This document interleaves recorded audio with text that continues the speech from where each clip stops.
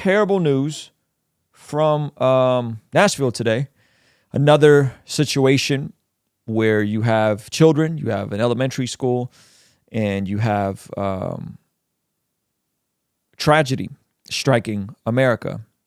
And these stories seem common, but there's some new developments out of this. And this situation happened that it was a woman, but the details have changed. Some more context. This is a Christian academy. You would think that this is a safe place, right? If there's ever a safe space, you would think a Christian academy would be it. But there's the update. Nashville, Audrey Hale identified as transgender and had detailed manifesto to attack Christian academy. I thought this was shocking. Woman, usually there's a very specific MO, right? White, male, right? But here, unfortunately, it was not. And so they revealed that the 28-year-old who did all of this, Covenant School, including, three babies, man, identified as trans, and had a detailed manifesto to attack the Christian academy. A former student entered the school Monday morning through a door on the side of the building. While inside, so this is a 28-year-old former student, goodness gracious. So there was a custodian that went down, a substitute teacher, both 61. What if this is a hate crime against Christians? Just posing questions. What if this is a hate crime against Christians? Would this be flipped to say that it was it's the school's fault because they chose violence with their words, affirming a gender binary? These ads are terrible, by the way. Police said Hale was equipped with at least two, and they used that word right there, and a handgun. And in searching her family home in Nashville, officers found detailed maps and a manifesto of the attack. We have a manifesto. We have some writings that we're going to go over pertain to this day, Nashville police said. Right? He added that Hale was prepared to do more harm than was actually done. So the first responders, unlike the situation in Texas, first responders apparently did their job here and drawn plans to attack another school in the area, but backed out of them because the school was too secure. Asked whether Hale's identity could be a factor in the motive, Drake said authorities feel that she is identified as trans, but we're still in the initial investigation into all of that, and it actually played a role into, and if that actually played a role into this incident. In online profiles, Hale indicated that they had used he/him pronouns and also went by the name Aiden. It is unclear whether Hale identified as a man or woman at the time of this. School focuses curriculum on biblical theology, where students take classes about the Bible along with standard education. There's some belief that there was some resentment for having to go to that school, Drake told NBC. Don't have all the details to that just yet, and that's why this incident occurred. Drake also said that Hale had been indiscriminate with who she targeted once she had entered the school. I hate that they plastered this person's photo all over the place.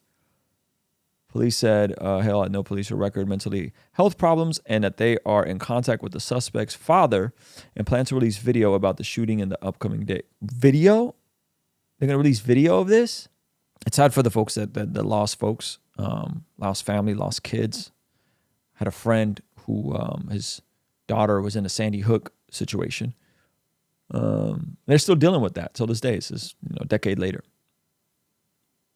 So this is not without consequence impact. This is going to rip through that community for a while. And the unfortunate part is how this gets politicized, is that, of course, this is going to turn into a 2A people are bad, 2A people who want to be able to protect themselves are bad, so on and so forth. It's going to take on that narrative, even though the narrative here can be totally different. This narrative could be a full-on, bona fide hate crime against Christians. Highly unlikely to get reported that way, of course.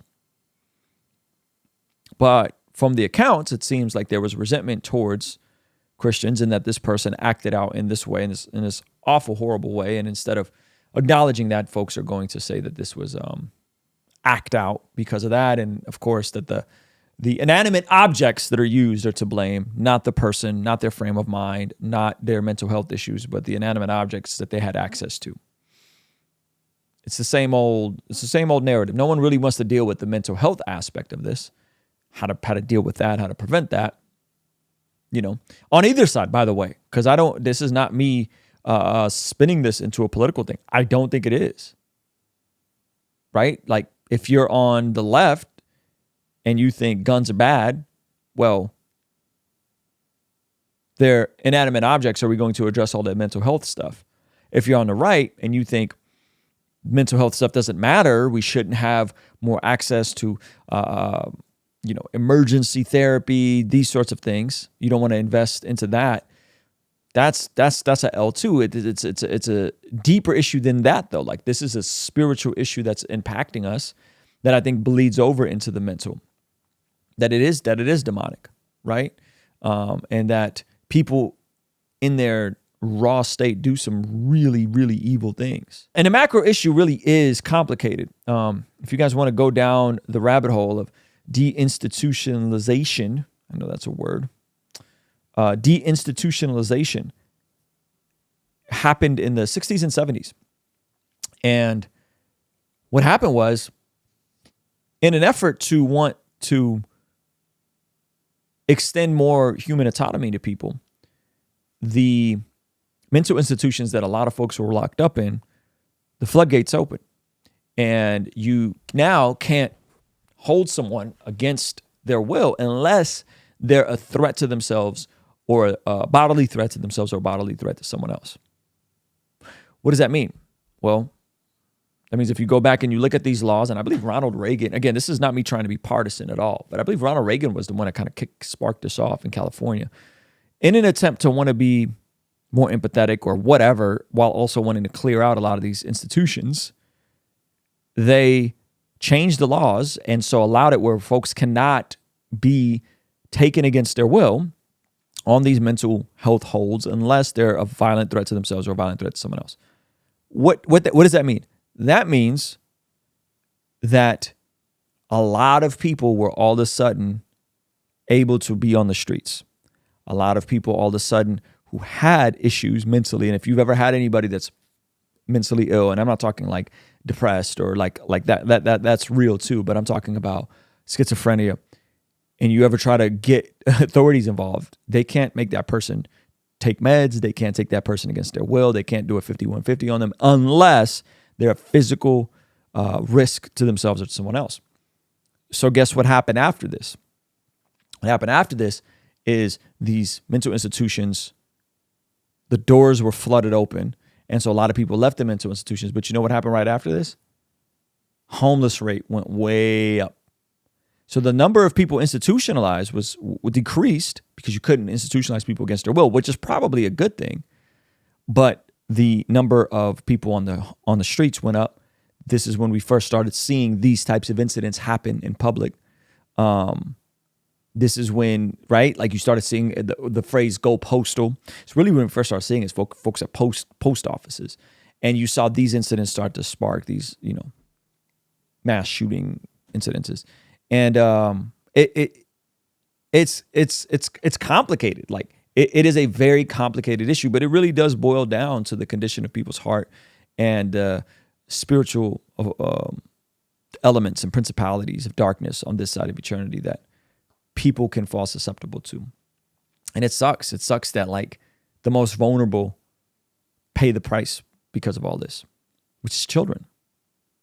At a Christian school, man. Like we've thought about sending our son to Christian school around here a couple of days a week. And it's just, I'm like, man, he goes one day a week to like do electives, but even to go do a couple of days a week, it's scary nowadays, if I'm honest with you guys. Like, it's just scary. It's just scary to like, man, I'm sending my kid away. I can't imagine being a parent. Your kid goes to public school and they go away for, 6 hours a day Like that's some scary stuff, you know? And so I've grown more hyper vigilant. I've grown more, just, you know, like not having my back to exits, stuff like that, you know? And because it's a dark and chaotic world out there. We forget that in the West. We really forget that in the West. We think it's all peaches and it's all good. Evil is real.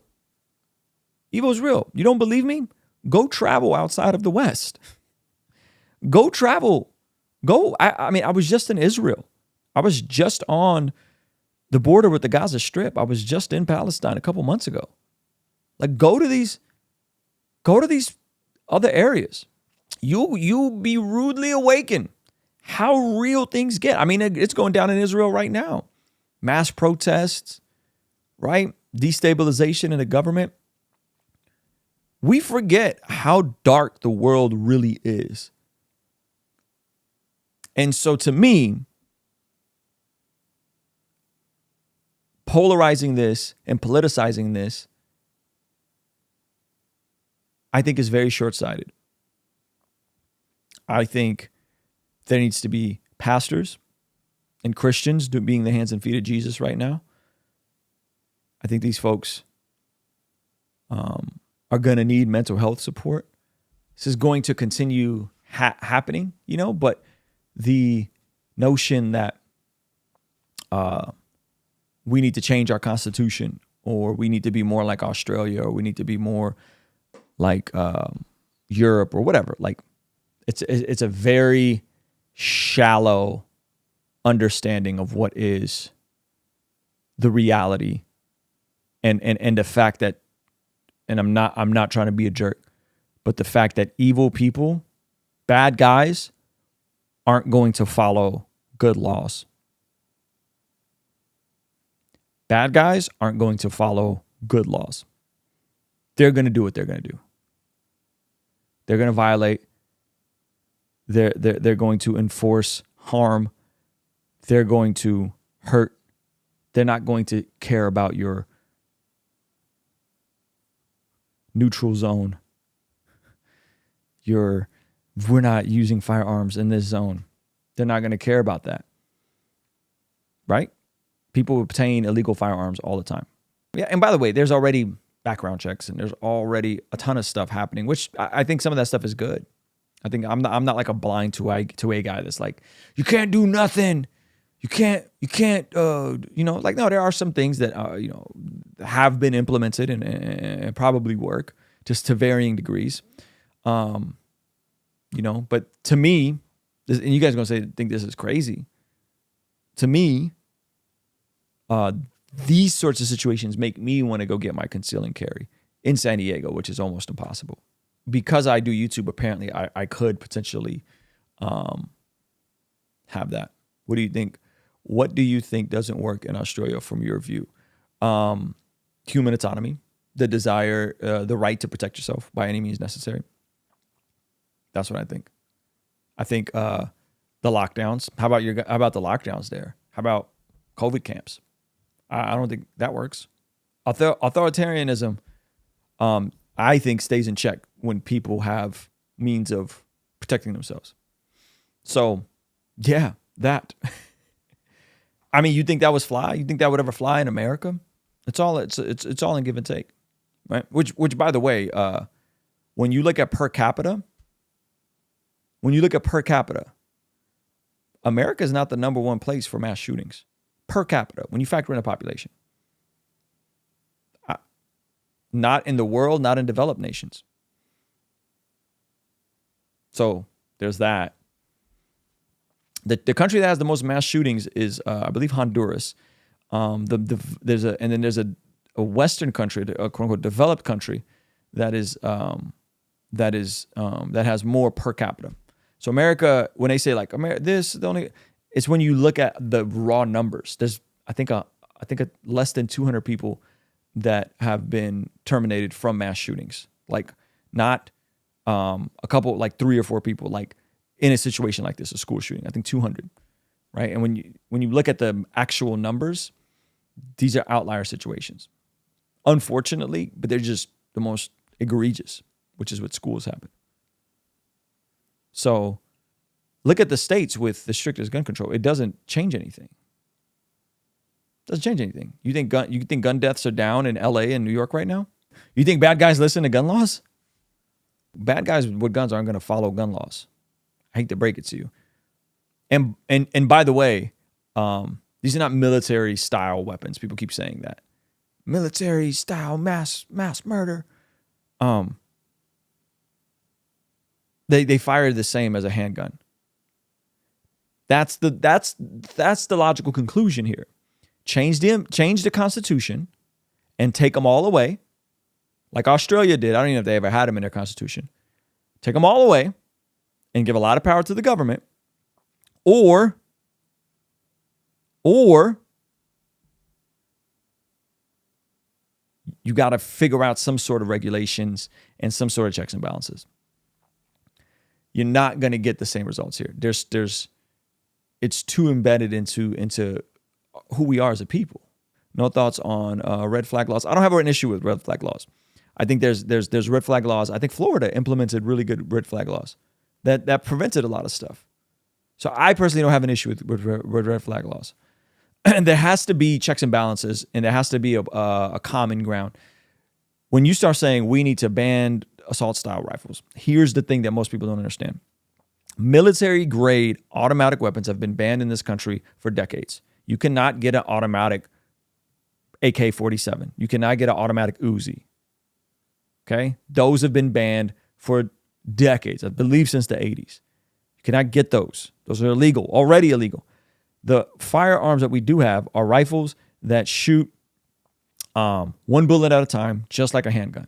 So if you ban those, you're still going to have these situations happen because you can do just as much damage with a handgun.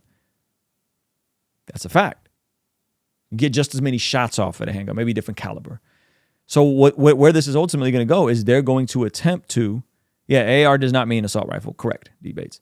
Where this is going to go is they're going to eventually want to ban everything. And I promise you that's not going to happen in America. Nor do I think that should happen in America because of our Constitution. Now, if there's a consensus to want to change the Constitution, that's a different conversation. But I don't think that's going to happen either. They could totally make firearms less accessible, safes and stuff. That's already a thing, though. I mean, again, I own firearms, so that's already happening. There's already safes. There's these things are already happening, so it's already a thing. You know, try to buy a firearm in California, bro. It's a whole lot. It's a whole lot of hoops you got to jump through. There's 10-day cooling off period. All this. You think that prevented that happening here? It did not. This just happened in California a couple months ago. These things happen everywhere. Right? All right. Yeah, we're going to move on. All right. Ruslan